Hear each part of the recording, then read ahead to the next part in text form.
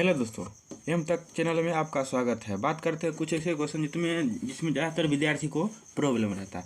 सवाल क्या बोल रहा है, एक दुकानदार के पास कुछ खिलौने हैं, वह 2/3 खिलौने को 35% लाभ पर बेचा तथा शेष खिलौने को 10% हानि पर बेचा। उसका लाभ प्रतिशत ज्ञात करें। सबसे पहले क्या मान लेते, खिलौना जो है ना, उसको हम मान लेते हैं खिलौना में शुरुआत में उसके पास कितना था, तो मान लेते हैं 3। ठीक है, बोल रहा 2/3, अगर 3 का 2/3 निकालें कितना होगा, तो बोलिएगा 2। आज जो है ना, दूगो खिलौना के बेच रहा 35% के लाभ पर। ठीक है, इसको आप गुना कीजिएगा कितना हो जाएगा, तो 70% लाभ। कितना हो जाएगा, 70% लाभ। उसके बाद रहा शेष मान चलिए क्या खिलौना हो जाएगा, एक खिलौना क्या कर रहा है, 10% की हानि पर बेच रहा। ठीक है, इसको अगर गुना कीजिए कितना हो जाएगा, 10% का तो क्या हो जाएगा, लॉस।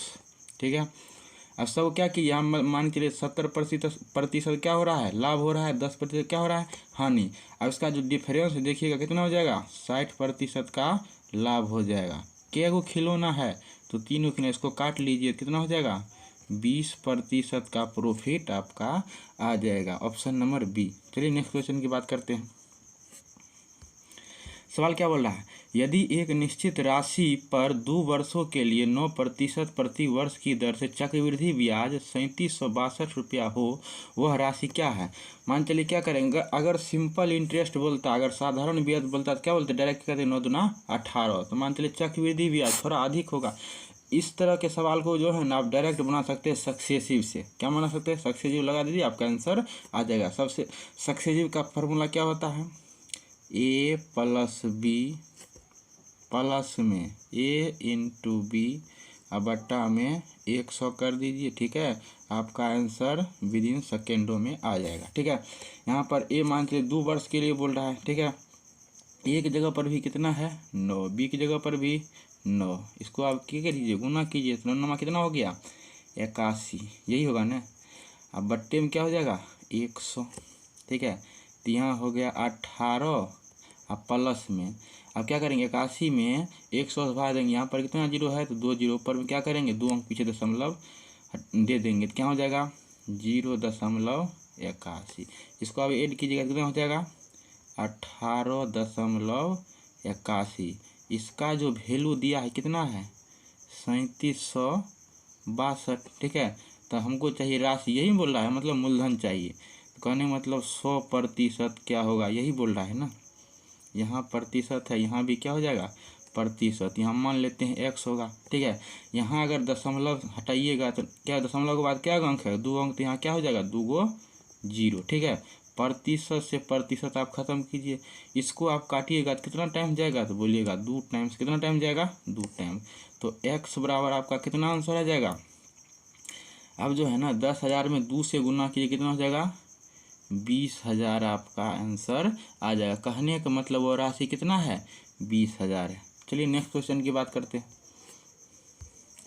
सवाल क्या बोल रहा है, ए किसी कार्य का 2/5 भाग 6 दिनों में कर सकता है और बी उसी कार्य का 30% भाग 3 दिनों में कर सकता है। वे 4 दिन तक कार्य करते तथा शेष कार्य सी द्वारा 6 दिनों में पूरा किया गया है। बी और सी मिलकर मूल काम का 70% भाग कितने दिनों में पूरा कर सकता है। सवाल बहुत हल्का है, क्या करेंगे। सबसे पहले बात करते हैं, ए जो वर्क कर रहा है वो कितना कर रहा है, ये जो वर्क कर रहा है कितना कर रहा है, 2/5 भाग कितना दिन में, तो बोलिएगा 6 दिन में। इसको आप जो है ना काट लीजिए, 2 तिया कितना हुआ 6। तो कहने का मतलब ए बराबर कितना हो जाएगा, बोलिएगा 15। एक भाग वर्क कितना दिन में कर देगा, 15 दिन में। अगर बात करते हैं बी का, क्या बात करते हैं बी का, बोल रहा है 30%। तो 30% जो है ना, इसको 3/10 लिख सकते हैं बिल्कुल। वैसे भी 30% को अगर मान चलिए इसको फ्रैक्शन में बदलिएगा, 0 0 क्या हो जाएगा, कट जाएगा, 3/10 होगा ना। ये जो वर्क कर रहा है 3 दिन में, आपको 3 से 3 आप हटा दी, कट जाएगा ना। तो कहने का मतलब बी जो है वो वर्क कर रहा है कितने दिन में, तो बोलिएगा 10 दिन में। आप जो है ना, ये कर रहा है कितना दिन में, तो बोलिएगा 15 दिन में। बी कितना दिन में कर रहा है, तो बोलिएगा 10 दिन में। अब दोनों का एलसीएम लीजिए, कितना हो जाएगा 30। तो 15 दूना कितना हुआ 30 और 10 तिया 30। अब आगे क्या बोल रहा है, वे 4 दिन तक कार्य किए, मतलब क्या ए बी मिलकर है ना, वो 4 दिन तक काम किए हैं। कितना दिन तक? 4 दिन तक। तो अगर मान चलिए ए भी मिलकर 4 दिन तक काम करेंगे तो दोनों का एफिशिएंसी कितना है? 3 2 5। ठीक है, ये कितना हो गया? 20 काम तो दोनों मिलकर कर चुके हैं। तो बाद बाकी काम बोल रहा है सी करेगा 6 दिन में। तो कहने का मतलब 30 काम में 20 काम हो चुका है, तो कितना काम बचेगा? तो बोलिएगा 10 काम, यही बचेगा ना। और उसको बोल रहा है क्या? सी के द्वारा 6 दिन में किया जा सकता है। सी के द्वारा क्या कहता है? 6 दिन में। इसको जो है ना 6 से आप भाग दे दीजिए, इसको 2 से काटिए, 2 तिया 6, 2 पंचे 10। कहने का मतलब सी का एफिशिएंसी कितना आ गया? 5/3। तो आगे सवाल क्या बोल रहा है? बी और सी मिलकर मूल काम का 70% भाग कितने दिनों में पूरा कर सकता है। अब यहाँ तक है ना, नोट कर लीजिए। अब बात करते हैं इसको आगे कैसे बना सकते हैं।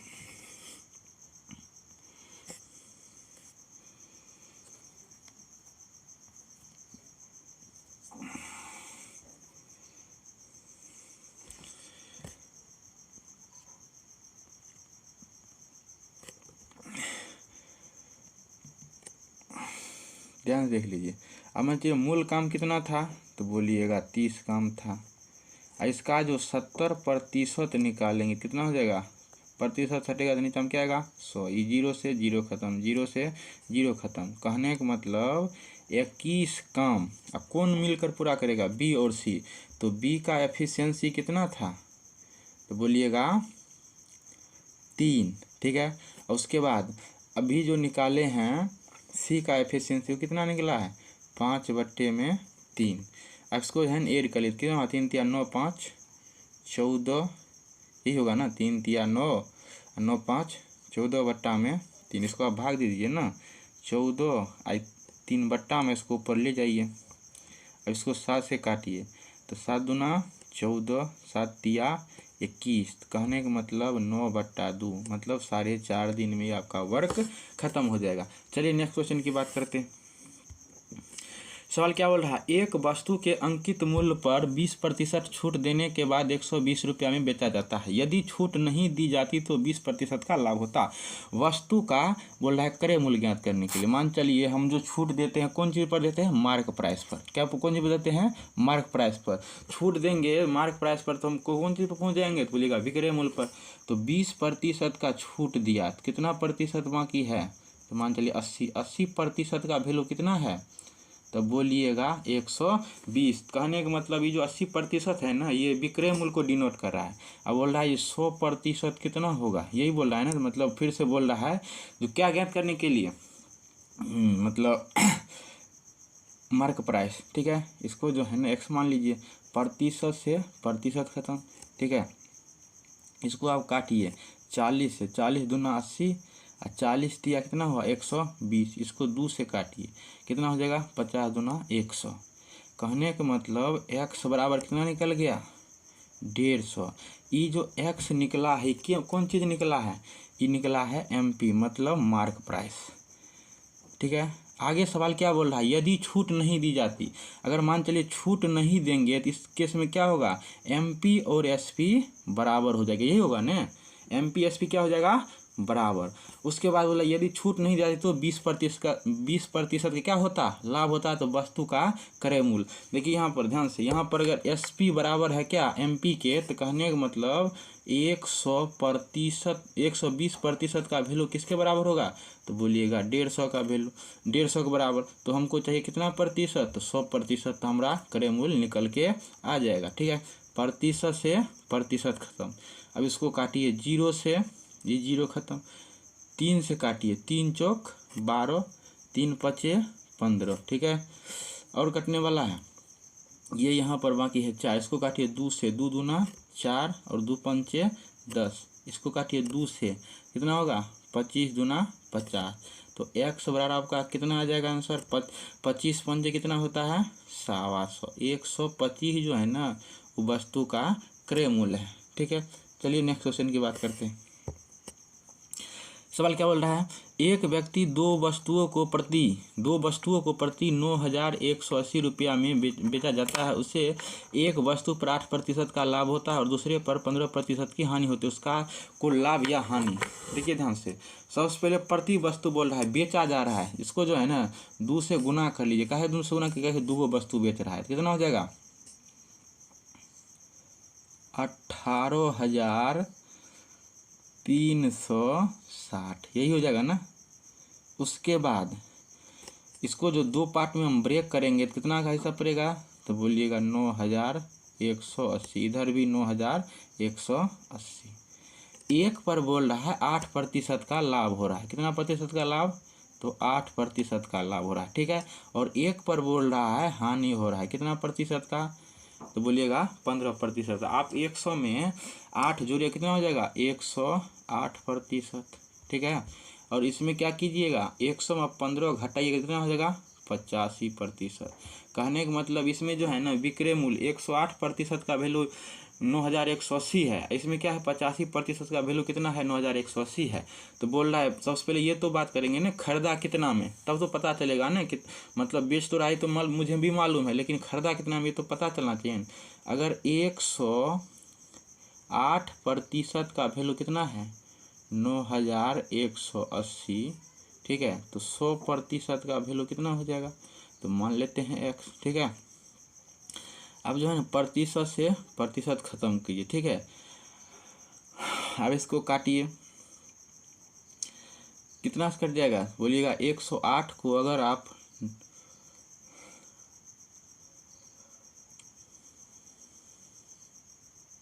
9 से अगर गुना कीजिए, कितना हो जाएगा, ये हो जाएगा 108 में, चाहे इसको 4 से काटिए ना, पहले 4 से कितना हो जाएगा, 25 चौका 100, 4 से काटिए कितना होगा, 27 चौका 108, ठीक है। अब इसको काटिए, तो 27 तिया कितना हो गया, 81। कितना हो गया, 27 तिया 81। तो यहाँ बचेगा कितना, तो बोलिएगा 10। तो 27 चौका कितना हुआ, 108, उस पर एक 0। तो x बराबर जो है ना कितना हो जाएगा, 34 में 25 से गुना कीजिए, या नहीं तो क्या कीजिए, 100/4 कर दीजिए, कोई दिक्कत नहीं है, ठीक है। ये होगा ना, 25 को ऐसे भी लिख सकते हैं। इसको आप जो है ना काट लीजिए, कटेगा, 2 से काटिए, 2 दूना 4 और 2 17 कितना होगा, 34, यही होगा ना, उस पर एक 0। अब इसको जो है ना 2 से काटिए, कितना होगा, 50 दूना 100। तो कहने का मतलब x बराबर कितना हो जाएगा, 17 पचे 85, ये होगा ना। कहने का मतलब कितना हो जाएगा, 17 पचे 85, 100। इसका जो है ना क्रय मूल्य कितना है, 8500। यहाँ तक नोट कर लीजिए, आगे हम बात करते हैं।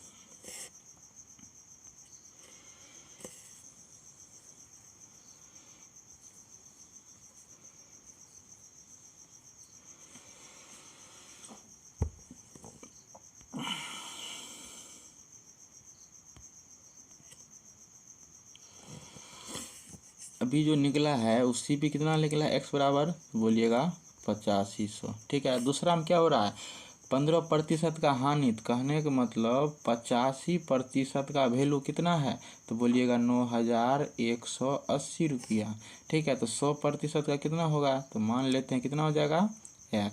प्रतिशत से प्रतिशत खत्म हो गया, यही होगा ना। इसको आप काटिए 5 से, तो 5 बीसन 100, तो 5 17 कितना होगा, 50। इसको काटिए 17 से, तो 17 पचे 85, 6 तो 17 चौके 68, यही होगा ना। तो कहने का मतलब यहाँ x बराबर कितना हो गया, 54 में 2 से गुना कितना होगा, 108, उस पर क्या होगा, 00, ठीक है। अब हम बात करते हैं क्रय मूल्य का। ये तो क्रय मूल्य इसका निकल गया, उसका क्रय मूल्य कितना है, 8500। दोनों का आप जो है ना ऐड कर लीजिए, कितना हो जाएगा, ये 0, ये 0, ये 5, ये कितना हो जाएगा, सॉरी 8 5 कितना हुआ, 13, ठीक है। और यहाँ पर कितना हो जाएगा, 8 1 9। बेच तो रहा है, मान चलिए कितना में, सॉरी खरीद तो रहा है कितना में, 19,300 में, लेकिन बेच कितना में रहा है, तो बोलिएगा 18,360, यही हो रहा है ना। खरीद रहा है 19,300 में, बेच कितना में रहा है, 18,360 में। तो हानि होगा, कितना हानि होगा तो बोलिएगा इसको जो है ना आप 19,300 में घटा लीजिएगा 18,360, तो कितना हो जाएगा हानि, तो 940 का आपका हानि हो जाएगा। चलिए नेक्स्ट क्वेश्चन की बात करते हैं। सवाल क्या बोल रहा है, 5 वर्ष पूर्व ए बी और सी की आयु का अनुपात 5:4, उसके बाद 4:5:7 है। उनकी वर्तमान आयु का योग इतना है 135 है। अब से 3 वर्ष बाद बी तथा सी के आयु का योग क्या है। सवाल बहुत हल्का है। यहाँ पर बोल रहा है पूर्व, यहाँ पर क्या दिया वर्तमान। अब वर्तमान से पूर्व में आने के लिए क्या करेंगे भाई, क्या गो व्यक्ति है तो बोलिएगा 3 गो व्यक्ति है। क्या व्यक्ति है, 3 गो व्यक्ति। तो 5-5 वर्ष क्या होगा, घटेगा न। तो कहने का मतलब घटेगा कैसे, ये वर्तमान में है, इसको पूर्व में आने के लिए 3 गो व्यक्ति का आयु कितना मान चलिए घटेगा, 5 और 5 10 और 5 या 15। तो 15 वर्ष को जो है ना घटा लीजिए, इसको जो है ना अनुपात में रिलोकेट कर लीजिए, आपका आंसर आ जाएगा। कहने का मतलब 135 में क्या करेंगे 15 घटाएंगे। 15 काहे घटाएंगे, क्योंकि यही वर्तमान में दिया, हमको कहाँ पर जाना है, पूर्व में जाना है। इसको घटा लीजिए, कितना हो जाएगा 120। अब स्टार्ट करते हैं, सब अनुपात को जोड़िए, कितना हो जाएगा 5 और 9 और 9 7 कितना हुआ 16x। तो 16x वैल्यू कितना हो गया 120। इसको काटिए 4 से, 4 चौक 16, 4 से काटिए कितना कट जाएगा 4 तिया 12, यहाँ 0। फिर काटिए 2 से, 2 दूना 4 और 2 15 यहाँ 30। तो x बराबर अब कितना हो जाएगा 15 बट्टा में 2, यही होगा ना। अब बात करते हैं, क्या सवाल क्या बोल रहा है, अब से 3 वर्ष बाद बी और सी के आयु का योग क्या है। सबसे पहले हम बी की बात करते हैं, ठीक है। तो बी का जो है ना अनुपात कितना है तो बोलिएगा 5x। x का वैल्यू कितना है 15 बट्टा में 2, इतना हो जाएगा 15 पचे 75 में 2 से भाग दे दीजिएगा तो कितना निकल के ला जाएगा बोलिएगा 37.5। अब देखिए आगे क्या होगा, 5 वर्ष पूर्व वाला ये जो 37.5 वर्ष जो निकला है, ये 5 वर्ष पूर्व वाला निकला है। हमको चाहिए 3 वर्ष बाद। 5 वर्ष अगर आगे आएंगे तो कहाँ पर जाएंगे तो बोलिएगा वर्तमान में। वर्तमान से भी 3 वर्ष आगे, मतलब ये डिफरेंस है ना, कितना वर्ष का आएगा बोलिएगा 8 वर्ष के। आप इसको जो है ना ऐड कीजिएगा, कितना हो जाएगा 45.5 वर्ष, ठीक है। ये जो है ना बी का आयु जो है 3 वर्ष बाद कितना हो जाएगा 45.5 वर्ष। अगर बात करते हैं आगे हम जब बात करेंगे तो यहाँ पर क्या हो जाएगा, देखिए ध्यान से। अगर सी की बात करते हैं तो सी का अनुपात कितना है 7x। तो 7x का वैल्यू कितना है 15 बट्टे में 2, यही होगा ना। अब इसको अगर गुना कीजिएगा कितना होगा 15 सत्ते 105 और बट्टे में कितना हो जाएगा 2। बात करते हैं इसको जो है 2 से डिवाइड कीजिए, कितना हो जाएगा 2 5 10, मतलब 52.5 वर्ष। ये कब का ये जो है आयु है तो 5 वर्ष पूर्व वाला। तो यहाँ का डिफरेंस देखिए कितना है, जिसमें भी क्या करेंगे 8 वर्ष जोड़ देंगे तो कितना हो जाएगा तो 60.5 वर्ष। तो बोल रहा है दोनों का आयु का योग क्या है। आप मान चलिए दोनों को जो है ना जोड़िएगा कितना हो जाएगा 45 में 60 जोड़िए तो 105 है, ये कहते हैं 106, आपका आंसर आ जाएगा। चलिए नेक्स्ट क्वेश्चन की बात करते हैं। सवाल क्या वाला, 2 ट्रेनों क्रमशः स्थान ए तथा बी से शुरू होती है और एक दूसरे को क्रमशः 60 किलोमीटर प्रति घंटा तथा 50 किलोमीटर प्रति घंटा की चाल से यात्रा करती है। जब ये मिलती हैं तो तेज ट्रेन धीमी ट्रेन से की तुलना में 110 किलोमीटर अधिक यात्रा करती है। तो बोला ए बी के बीच में दूरी क्या। सवाल बहुत हल्का है। सबसे पहले बात करते हैं यहाँ 60 और 50 का डिफरेंस देख लीजिए। 60 और 50 का डिफरेंस कितना का डिफरेंस है तो बोलिएगा 10 का डिफरेंस है। अभी जो है ना 110 किलोमीटर कब अधिक चलेगा, कितना देर में चल जाएगा तो बोलिए 10 के रफ्तार से अगर मान चलिए आगे बढ़ रहा है तो 11 घंटा में कितना मान चलिए अधिक चलेगा तो बोलिएगा 110, यही होगा ना। तभी तो मान चलिए 110 किलोमीटर अधिक चल रहा है, ठीक है। उसके बाद हम बात करते हैं 10 घंटा। अगर मान चलिए इसको जो है ना अगर 60 के हिसाब से अगर 11 घंटा चलाइएगा, 60 के हिसाब से 11 घंटा चलाइएगा तो कितना चलेगा तो बोलिएगा 6600 किलोमीटर। अगर इसको चलाए 11 घंटा तो इसको भी क्या चलाइएगा 11 घंटा आप चला दीजिए ना, कितना हो गया, नहीं सॉरी यहाँ पर कितना हो जाएगा 660 किलोमीटर। इसको जो 11 घंटा चलेगा कितना हो जाएगा तो 11 पचे 55। अब इस दोनों का आप डिफरेंस देखिएगा तो कितना होगा 110 10 का। तो बोला है दोनों ट्रेन के जो है दोनों के बीच की दूरी क्या है, तो मान बहुत हल्का है, दोनों क्या कीजिए ऐड कर लीजिए। तो 55 में 66 जोड़ लीजिए ना, तो 6 5 कितना हुआ 11, 6 5 11 1 12, उस पर एक जीरो है, तो कहने का मतलब 1210 जो है ना आपका आंसर आ जाएगा। चलिए नेक्स्ट क्वेश्चन की बात करते हैं। सवाल क्या बोला, एक विक्रेता एक वस्तु को 4% की हानि पर बेचता है। यदि वह इसे 120 रुपया अधिक में बेचता तो उसे 8% का लाभ होता है। 11% का लाभ प्राप्त करने के लिए उस वस्तु को कितनी कीमत में बेचना चाहिए। इस सवाल को न डिटेल से हम पिछले वीडियो में डिस्कस कर चुके हैं। जब एक बार हानि और एक बार लाभ हो तो क्या करना है, डायरेक्ट ऐड कर देना या दोनों का डिफरेंस देखना। तो 8 4 कितना हो गया, बोलिएगा 12%। 12% का वैल्यू कितना है 120। तो हमको कितना प्रतिशत का वैल्यू चाहिए, लाभ बोल रहा है तो 111% का वैल्यू चाहिए। ठीक है, यहाँ मान लेते हैं x प्रतिशत से प्रतिशत, इससे कितना टाइम जाएगा, तो बोलिएगा 12 दहें के 120, कुछ नहीं करना, x बराबर कितना होगा 111 पर आप एक जीरो चिपका दीजिए, यही आपका आंसर आ जाएगा। अगर वीडियो अच्छा लगे तो वीडियो को लाइक और चैनल को सब्सक्राइब जरूर करें। Thank you.